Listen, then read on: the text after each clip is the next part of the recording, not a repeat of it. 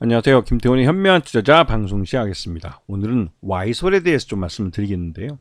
이 와이솔이라는 업체는 IMF 당시에 삼성전기에서 스핀오프된 그 삼성전기의 그러니까 삼성전자의 스마트폰에 들어가는 그 전자 부품 회사입니다. 근데 특히 이제 전자 부품 중에 스마트폰에 들어가는 SAW 필터나 두플렉스 같은 것을 만드는 업체인데요. 이게 그 부품이기 때문에, 그리고 또 이게 일종의 또 범용 부품이면서 특별한 기술 장벽을 갖고 있는 부품이기도 합니다. 그래서 이게 다른 뭐 저항이나 무슨 콘덴서 같은 그런 일반적인 범용 부품과는 좀 특화되어 있는 그런 RF 부품이라고 할 수가 있죠. 그래서 이 부분은 삼성 전기가 IMF 때 굉장히 좀 어려워져 가지고 그 부품 여러 가지 부품 중에 뭐 셋톱박스니 이런 부분을 다 스피노프 해줬습니다. 그래서 이제 직원들 내부 직원들이 구조조정한 그 직원들이 먹고 살 먹거리를 갖고 나가서 스스로 그 먹고 살 길을 찾을 수 있도록 해준 것인데, 특히 이제 삼성전자나 삼성전기 이런 쪽에서 분사해서 나간 업체들 중에는 지금까지 생존해 있는 업체들이 꽤 많은 편이죠. 그 중에서 특히나 이 와이솔 같은 경우는 스마트폰의 그 부품이기 때문에 삼성전자 쪽하고 주로 거래를 많이 했고, 그러다 보니 삼성전자가 갤럭시 시리즈가 뭐 갤럭시 S7 그 좀 넓게 보면 S9까지는 좀 어느 정도 글로벌리 판매가 계속 지속적으로 성장을 했지만, 그 갤럭시 S10부터는 그렇게 글로벌리 그 히트를 친 작품을 내놓지 못했습니다. 그래서 그 이후로는 이 삼성전자가 이 부품 업체들이 중국 업체랑 거래할 수 있도록 어느 정도 문호를 개방해 줬죠. 왜냐면 예전 같았으면 삼성전자랑 거래를 하거나 하면 LG전자에 납품 못했습니다. 또 LG전자랑 거래하면 삼성전자랑 거래를 못했죠. 그리고 그때도 이제 부분적으로 이제 LG 쪽하고 거래하지 말고 중국 업체랑은 거래하는 건 뭐, 왜냐면 기술적으로 삼성전자와 이 중국의 스마트폰 업체하고는 기술적으로 굉장히 갭이 있었습니다. 그래서 그런 부분을 허락해줬고, 또 그렇게 허락해준 부분이 중국 스마트폰의 성장을 도와준 측면도 있습니다. 하여튼 이 와이솔은 그렇게 삼성전자, 그러니까 삼성전기를 통해서 삼성전자 쪽에다가 이 스마트폰 부품을 납품했었고, 그리고 일부 중국 업체하고도 거래를 했죠. 지금은 와이솔의 주요 제품이 SAW 필터뿐만 아니라 두플렉스에다가 요거의 모듈 제품까지 성장을 했습니다. 모듈은 단순히 부품 하나만 납품하는 것이 아니라 그 부품들을 하나의 그 중간재로 만들어서, 중간품으로 만들어서 이 중간재인 모듈을 납품을 하게 되는 거죠. 그래서 이렇게 그러면 이제 마진이 더 훨씬 더 늘어나게 되는 겁니다.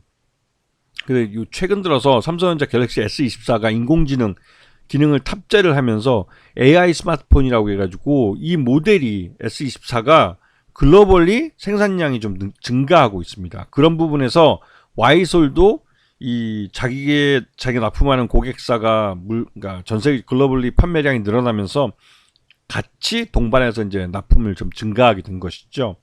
여기에 들어가는 필터는 HS 필터라고 해가지고 기존에 이 납품하던 SAW나 이거보다 좀 더 향상된 기능을 갖고 있는 그런 그 부품입니다. 그래서 마진도 좀 더 받을 수 있는 제품이죠. 근데 이런 부품이 많이 나간다는 거, 그만큼 실적이 좋아질 가능성이 높아진다는 겁니다.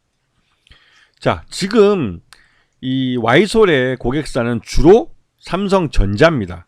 그리고 삼성전자를 그 제외하고 나머지 중국 제품들, 중국 그 오포니, 비보니아는 중국의 스마트폰에다가 이런 부품들을 납품하고 있죠. 그래서 작년 실적을 보게 되면 기존의 이 RF 모듈 부품이나 RF 관련된 이런 부품들이 전체 매출액의 거의 대부분을 다 차지했고, 이게 본사, 한국에 있는 오산에 있는 본사 매출액하고 중국하고 베트남 봤을 때 베트남이 제일 큽니다. 왜냐면 베트남에 이제 삼성전자 그 스마트폰 생산 공장이 있기 때문에 거기서 주로 이제 매출을 많이 일으키고 있죠. 그래서 작년 같은 경우는 매출 외형은 3,600억, 이게 3,000억대 요즘 계속 이 와이솔은 매출 외형이 거의 굳어져 있는데, 그게도 그럴 게 삼성전자의 갤럭시 S 모델이 제대로 판매가 이제 글로벌리 히트친 작품이 나오지 않았기 때문에 매출이 일정하게 멈춰버린 것이죠. 그런데 그나마도 영업이익 같은 경우는 재작년보다는 낮게 흑자로 전환하면서 그 영업이익이 한 130억 정도, 134억 정도 발생을 했고 영업이익 그 단기 순이익이 332억 정도가 발생했습니다. 자, 이 Y솔의 최대주는 대덕전자입니다. 대덕 주식회사 대덕이 최대주로 있고 이쪽이 그 특수관계인들 포함해서 34.06%로 안정적인 지분율을 갖고 있습니다. 그런데 이제 최근 들어서 Y솔의 외국인과 기관들의 그 매매 동향을 보게 되면 국내 기관 투자가들도 꾸준히 사들이고 있고 외국인 투자가들도 꾸준히 사들이면서 외국인들의 지분율이 4.24%까지 올라왔어요. 이렇게 많이 올라오게 된 이유는 그 오랜만에 갤럭시 S24 모델이 글로벌리 히트칠 가능성이 크기 때문에, 즉 1차 오더, 부품 오더뿐만 아니라 2차 오더까지 나왔다는 설도 있어서 이 S24가 글로벌리 요 근래 이제 삼성전자 모델 중에 그래서 글로벌리 가장 성공한 모델로 이름을 낼 수 있는 가능성이 있다는 소식이 시장에 알려지면서 관련 부품 업체들에 대한 선취매가 들어오고 있는 겁니다. 그래서 Y솔을 보시게 되면 코로나 와중에 가장 그 주가가 많이 흘러내린 측면이 있는데 그 이후로 처음으로 고개를 쳐들면서 주가도 올라오고 있지요. 이게 이 Y솔의 고객사인 삼성전자의 갤럭시 S24 모델의 성공 가능성에 대한 시장 기대감이 주가에 반영되고 있는 모습입니다. 특히나 이제 AI 기능을 집어넣어서 AI 폰이라고 이제 광고하는 것이 시장이 먹히고 있는 것이죠. 이 Y솔을 보면 이 대기업에서 스핀오프, 즉 대기업에서 분사를 해서 뭐 단 2년 만에 상장도 하기도 했고, 또 이 기존 그 스핀오프한 그 기존 고객사하고의 관계도 안정적으로 가져가면서 중국 업체를 새로 이제 스마트폰 시장에 떠오르고 있는 중국 그 고객사를 새로 맞이하면서 나름대로 그 이 실적을 꾸준히 안정적으로 가져가고 있는 모습을 보여주고 있어요. 그래서 이 Y솔의 2023년 실적 기준 적정 주가 한 7,000원 정도로 평가되고 있는데 지금 현재 주가는 그 작년 실적이 아니라 올해 2024년 1분기 실적에 대한 기대감들이 주가에 선반영되고 있는 겁니다. 이거는 작년 하반기에 나온 그 갤럭시 S24 모델이 말 그대로 시장에서 어느 정도 성공적으로 그 시장에 안착하고 그 모델이 글로벌리 시장에서 팔려가면서 이 Y솔이 납품하고 있는 그 모델이 말 그대로 수량이 더 늘어날 수 있다는 기대감이 주가에 선반영되고 있는 모습입니다. 그래서 부품업체들은 항상 이 부품을 납품하는 그 고객사가 어떻게 실적을 내고 있는지를 꼭 확인을 하셔야 되는 것이죠. 그래서 Y솔은 길게 보면 요번에 처음으로 이제 그 오랜만에 이제 실적, 주가의 방향성을 돌려놓을 수 있는 실적을 내놓을 가능성이 커진 겁니다. 아시겠죠?